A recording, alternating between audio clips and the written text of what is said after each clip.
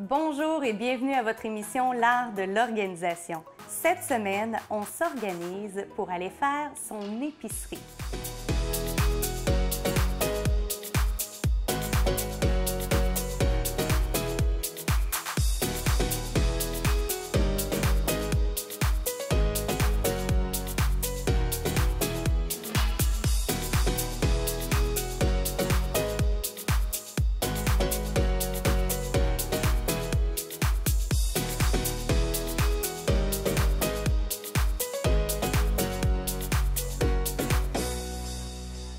Parlons d'abord de la planification des repas. Pourquoi est-ce que je voudrais planifier mes repas? Ça, c'est la première question à se poser, parce que j'ai beau vous en parler, mais si on ne comprend pas le pourquoi, ça ne donne pas grand-chose.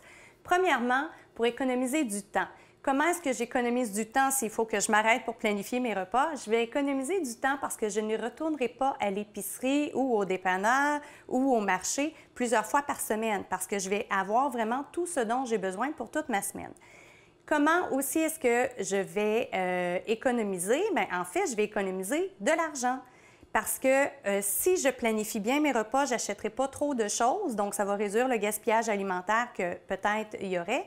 Et je vais pouvoir aussi, si je planifie bien, planifier avec les choses qui sont en rabais dans les circulaires, donc ça va aider.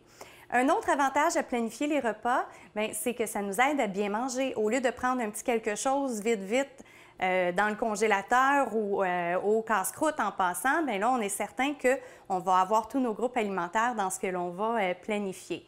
Et finalement, l'autre raison du pourquoi, mais ce serait pour réduire le stress. Un, parce que je sais que je vais avoir les ingrédients. Deux, parce qu'en planifiant, je suis certaine que tout le monde va être heureux dans la famille, donc j'aurai moins de crises peut-être à gérer de mes jeunes enfants.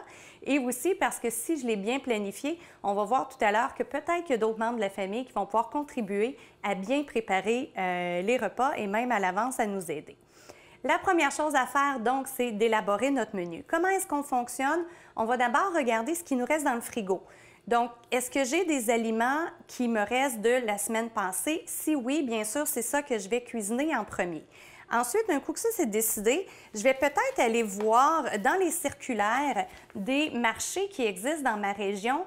Qu'est-ce qu'il y a en rabais? Et peut-être que je vais être tentée d'élaborer mon menu à partir de ça. Quand je vais venir pour planifier mes choses, je vais aussi le faire selon ce qui se garde le moins longtemps. Bien sûr, si j'ai prévu au menu un poisson et que j'ai prévu un tofu, le poisson va se conserver moins longtemps que le tofu. Donc, en début de semaine, je vais manger mon poisson à ce moment-là et plus tard dans la semaine, j'irai avec le tofu. Bien sûr, quand on élabore ces menus-là, il faut tenir en compte les horaires des gens de la famille.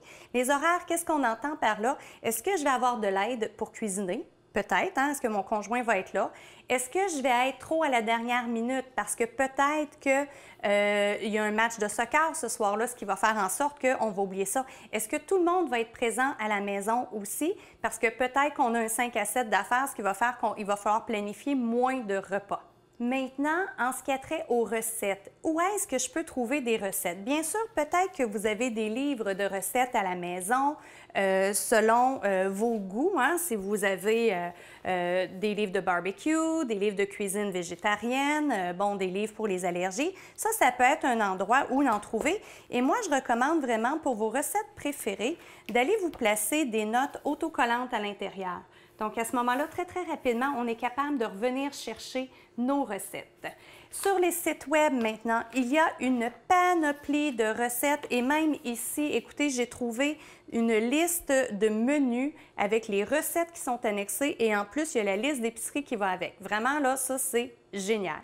Pour vous aider dans votre choix de recettes, ça peut être aussi que chaque membre de la famille choisit au moins un plat qu'il aime dans la semaine. Donc, si votre jeune adore le pâté chinois, il y aura un pâté chinois quelque part de la semaine. Donc, cette journée-là, ce sera un menu à son goût à lui. Et une autre journée, ce sera peut-être le spaghetti pour votre ado. On peut faire un menu sur 2 à 3 semaines en rotation ou encore y aller une semaine à la fois si 2 à 3 semaines, ça vous effraie trop. On l'affiche sur le frigo. Le gros avantage de ça, c'est quand les autres membres de la famille arrivent d'avance, ils peuvent à ce moment-là déjà commencer à préparer les aliments. On prévoit quelque part dans notre planification un repas où ce sera les restes qu'on va manger. Peut-être que vous mangez 1 ou 2 fois par semaine au restaurant, il faut le prévoir aussi. et également un repas de ce qu'on appelle le tout ski. Donc, tout ce qui reste et qu'on réussit à se concocter quelque chose avec ça. On fait attention à nos habitudes. Est-ce que j'aime cuisiner sur le barbecue? Est-ce que j'apporte mon lunch au travail? Je vous conseille également de travailler en équipe. Mon conjoint pourrait m'aider à cuisiner. Est-ce que j'ai des colocs avec qui j'habite? Est-ce que les enfants pourraient également m'aider? Pour bien faire nos repas, toujours avoir avec vous vos aliments de base, farine, sucre. Donc, quand il vous prend une envie de cuisiner, vous en avez. Et des fruits et des légumes congelés, ce sont d'excellents dépanneurs.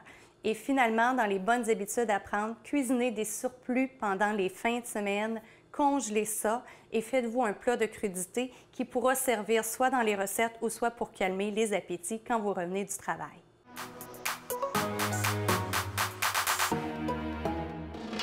C'est maintenant le moment de se préparer pour le supermarché et pour ce faire, ça nous prend une liste. De grâce, ne vous rendez pas au supermarché ou à l'épicerie sans avoir de liste. Les listes, on a différentes façons de les faire. On peut faire notre liste par thème, par exemple, tous nos fruits et légumes ensemble, nos produits laitiers ensemble, bon, la boulangerie ensemble, ça c'est une façon de faire. Si vous allez toujours au même endroit et que vous connaissez très bien votre épicerie, ça ne vous empêche pas de le faire par rangée également et à ce moment-là, quand vous circulez, tout va être de façon chronologique. Donc, ça va très bien. Bien sûr, on va faire notre liste selon nos menus qu'on aura choisis dans notre semaine.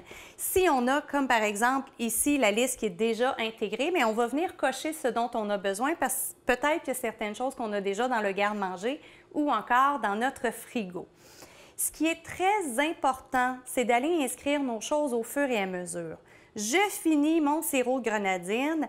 Idéalement, je n'attends pas de l'avoir fini si c'est un produit que j'utilise sur une base régulière. Donc, quand j'arrive au 1/5e ou au quart, déjà, je vais prendre ma liste et je vais venir l'indiquer directement dedans. Il faut éduquer les enfants, bien sûr, à faire ça, qu'avant de le mettre au bac de recyclage, qu'ils ont bien pris en note ce qu'il manquait. Et vous le savez aussi, les aliments, parfois, c'est quand on est rendu à la demi qu'il faut les noter et il y a d'autres choses, c'est quand on est rendu au quart ou au tiers qu'il faut aller noter. Ce qui est très important pour être sûr que tout le monde puisse collaborer ensemble, c'est de garder notre liste toujours au même endroit.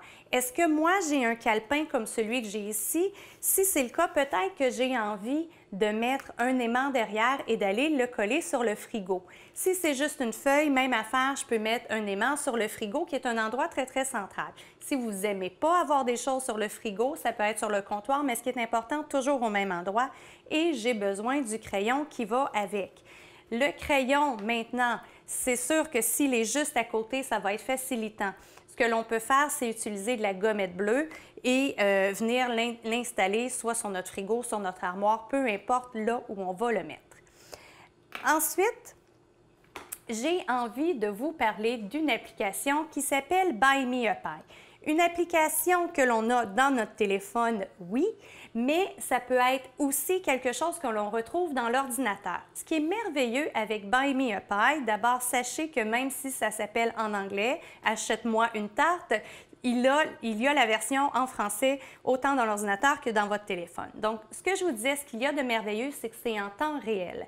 Je suis à l'épicerie, j'ai ma liste dans mon téléphone, mon enfant est à la maison, mon conjoint est à la maison et là, ils se rendent compte, ah, il manque telle chose, ils l'écrivent dans l'ordinateur ou dans leur téléphone et déjà à l'épicerie, ça va m'apparaître. Au lieu de recevoir des textos, au lieu de recevoir des appels, tout de suite, je vais savoir, oh, il faut que je rajoute ça.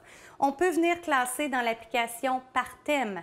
On peut venir se faire des listes également. Par exemple, voici ce que j'ai besoin dans ma liste habituelle, mais samedi, on fait un party pour Nancy. Bon, on va se faire une liste spécialement pour le party de Nancy.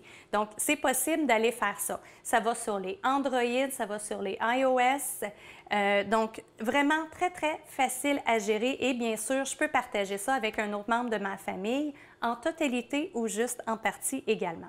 Bien sûr aussi, j'ai besoin de mon matériel pour me rendre à l'épicerie. Mon matériel, c'est quoi? Ce sont mes sacs réutilisables que je vais avoir en quantité suffisante et également mes bouteilles et mes canettes consignées que je vais avoir rincées au préalable. Pour ce faire, pour bien me retrouver, c'est important de donner un lieu d'appartenance à chacun de ces endroits-là, c'est-à-dire un endroit spécifique où je vais toujours garder mes sacs et où je vais toujours garder mes bouteilles et mes canettes consignées.